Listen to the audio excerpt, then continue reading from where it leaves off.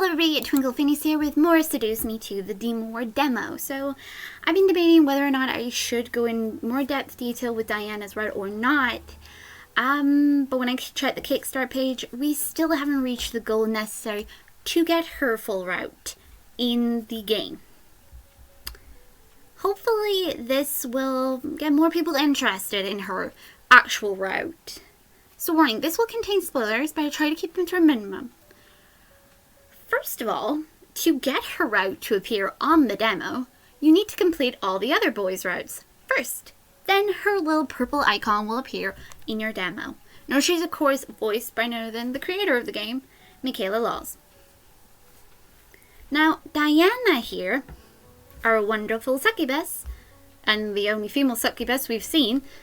I'm not sure if Sam's mom or any of the others are actually succubuses. That was never actually explained what they were, except for the fact they were ghost balls, and that was because the Demon Lord did something.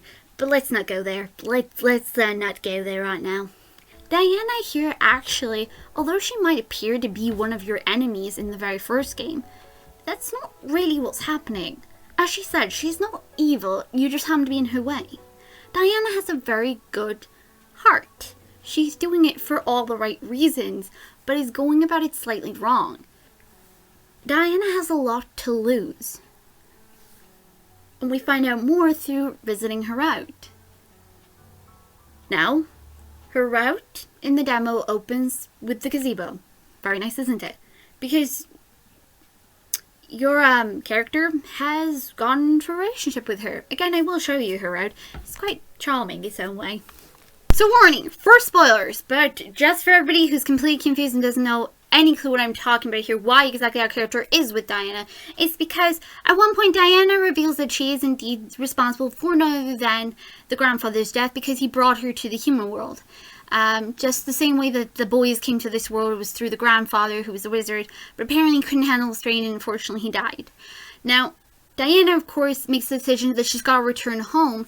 But because our character has grown so close to Diana, she turns around and tells her that I'm making a contract with you, demon.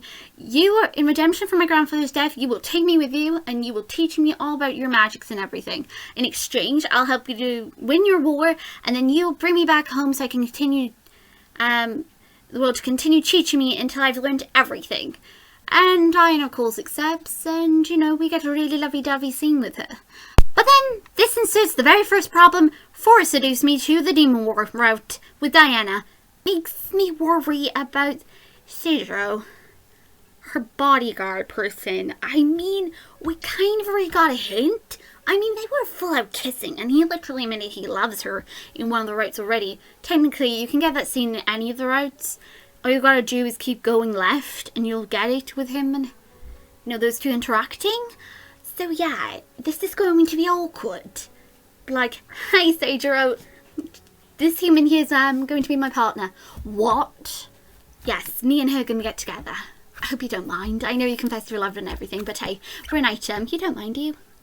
Maybe like, no, it's fine. I'm hoping that's what it's going to be like with him.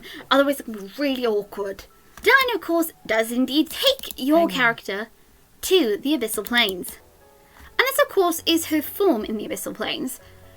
In the original game, we didn't actually get to see what Diana looks like as a demon, because she didn't pop up in any of the others, like flashbacks or anything. We didn't get to see what she looked like. So this is, I believe, the first time we get to see what she looks like, with her purple horns that kind of look like dragon ears. Or, you know, dragon ears. And she's got these purple patterns all over her body, and she's got long hair. Obviously, less clothes. But who needs clothes? You've got purple stripes in the way. It totally works. So, yeah. After she takes you to the Abyssal Plains, which is supposed to be, you know, this amazing place where all the demons are, we hop into this. Fire.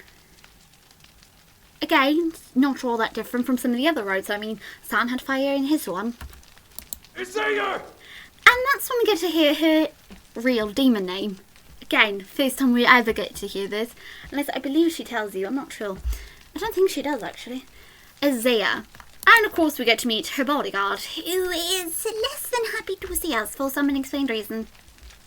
And apparently tries to attack us. Why? I do not know. I believe he might have mistaken us for an enemy, and that's why he charged us upon, us entering this place. I don't know. All I know is Diana wasn't expecting it either. No! See? Because Diana obviously stops him. My lady, you live? I'm not sure why that happened there, because clearly he saw her, unless he thought she was on the floor dead and we were standing over her. I don't know. Of course I do. I told you I would return, and thus I have. Oh, so you did tell him. Thank you, dear. I was confused. I totally forgot about that. Also, shame on you, not having enough faith in that woman. Clearly, Diana is a woman of her word. She's going to come back anyway. Also, do you normally try to skewer people upon them entering this world? I don't know. That was really rude of him. I didn't realise how rude that was. As I said, when you explore the others route, of course, you get this scene with them kissing. And, of course, him declaring his love for her. Either way, he did declare his love for her. So this is going to be extremely awkward when we turn around and tell him, oh, by the way, I'm going to be her girlfriend and her future wife. Hope you don't mind. That's going to be so awkward, but whatever. Apparently he tries to charge us. I would like an explanation as to why that suddenly happened, but whatever. As said, back with the fire. Settle!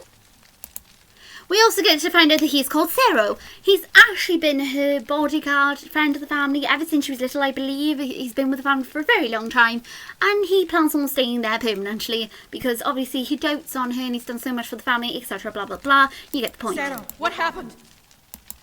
Yes, and we also get to discover that possibly the Demon Lord's got goddamn spies everywhere. Either way, somehow they knew she was absent. And of course, horror spreads throughout Diana, seeing as right now she's witnessing her home burning in flames. But don't worry, Diana's about to show how strong she is, because remember, while in the human world, Diana took our energy. In fact, when you go for her romance route, you give her her energy. You give her your energy. And, she's going to go back and, fight the Demon Lord to take him down. So, she has a fighting chance to save the kingdom. But lo and behold, look what the sneaky little twerp has done. While Diana's got her back turned, apparently he attacks everybody. You're not looking. Come! I command thee, white winds! Crush these fires beneath your hands! We also get to find out that Diana, of course, can control the winds and tell them to put out flames. I'm not really sure how she can do that, but hey, she's a demon. Now, once, of course, the flames are extinguished... You did it? How? Cedro, she's got energy. From, obviously, our main character here, but not important. Also, she couldn't do this before? That raises a lot of questions. How come Diana couldn't do that before? You mean demons can't normally summon winds or stuff like that? I never even realised that. Good lord. Apparently we learned something new. Diana never could do that before. Apparently she can do it now. All because, a little bit of energy from our human. Where are the king and queen? And then comes the very important question here. Not something she's going to want to hear. Speak, Settle! The imp demons. While we were fighting the flames in the army, the imp demons snuck through our defenses. Not surprising, seeing how tiny they are. Though you swear some people would notice them. But then again, they do sneak into your bloody bedroom. Also, can't the king and queen fight back themselves? I mean, there's a bunch of imps, right? Imps are not that big, and they can't be that powerful. I mean, they're lackeys, right? Right? Then, of course, Diana runs towards the castle, causing you to obviously run after her. No. We realise something is very wrong with Diana. For one, she is obviously very panicked, she's very worried, she's concerned. Meaning, automatically, our brains are telling us, these might possibly be her family. Please be alive. Please. Diana has come back to save her home, to save her family, comes back to a room filled with gore and horror. The entire room is painted in gore, skin and bone, and massive amounts of blood. Only 3 things, barely coated in red, stood in the middle of the room on the ground. 2 broken crowns and a small tiara that's probably large enough to fit a newborn baby. Father. Mother. Oh, Annabelle. So, what this actually means is, Diana has not only lost her mother and her father, but she's also lost her little sister. Paying close attention to the stuff that Diana does say throughout the first game, you'll notice that it does match up with the stuff we're seeing in this little section here. But either way, right now, Diana has just lost 3 people that are most important to her in the whole entire world. Not to mention, how the hell does an imp, go ahead and take down a king, a queen, and a baby? And cause all that gore and everything. I can understand how they get the baby, seeing as it's a baby and the baby's not going to be able to fight back. But wouldn't the father, who's clearly Diana's father, who should be strong like her, be able to fight back, depending again how old they are, but still, where were the guards? Were there not guards by the door? Shouldn't there have been guards still stationed there? What was going on? That raises question whether or not somebody actually was helping the imps get into the castle. But you can bet, Diana is not just upset. She's pissed. And I mean super pissed. I'll kill you!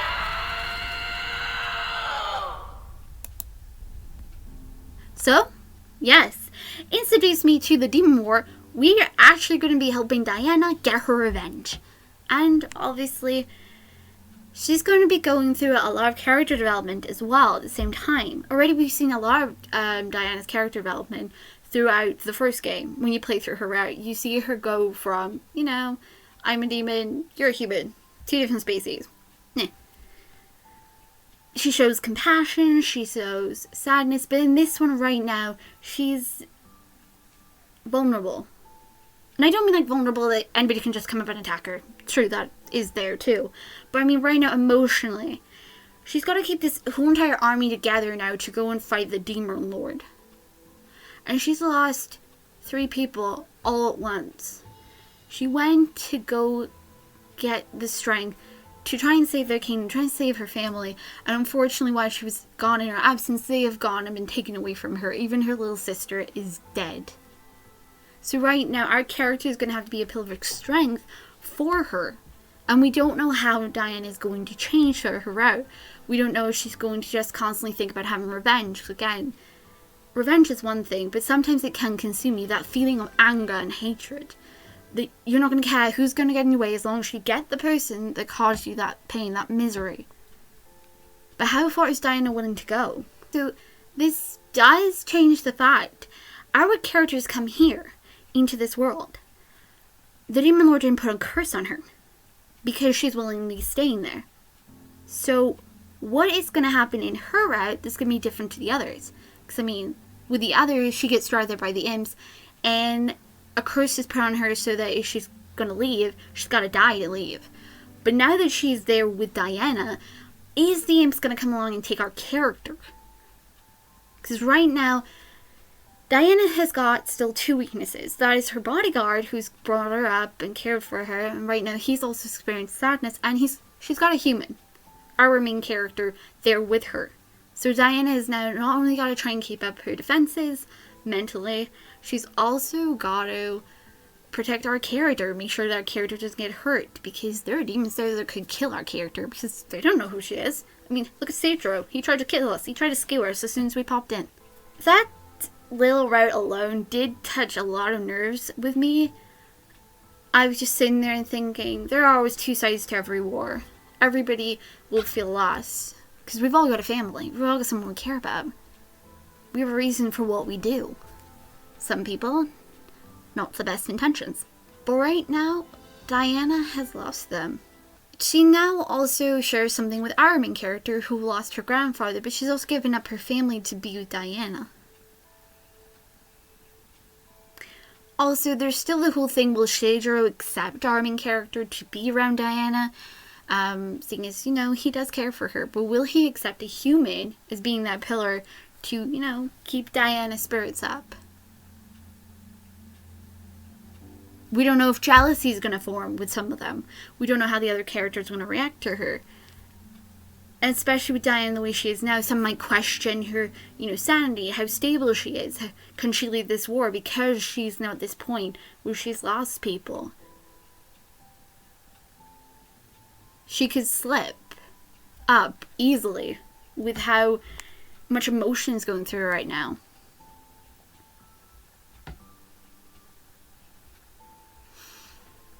Still, the whole entire thing with the imps taking out the family, again, raises a lot of questions for me, because for one, we've seen what imps look like. They're not that big.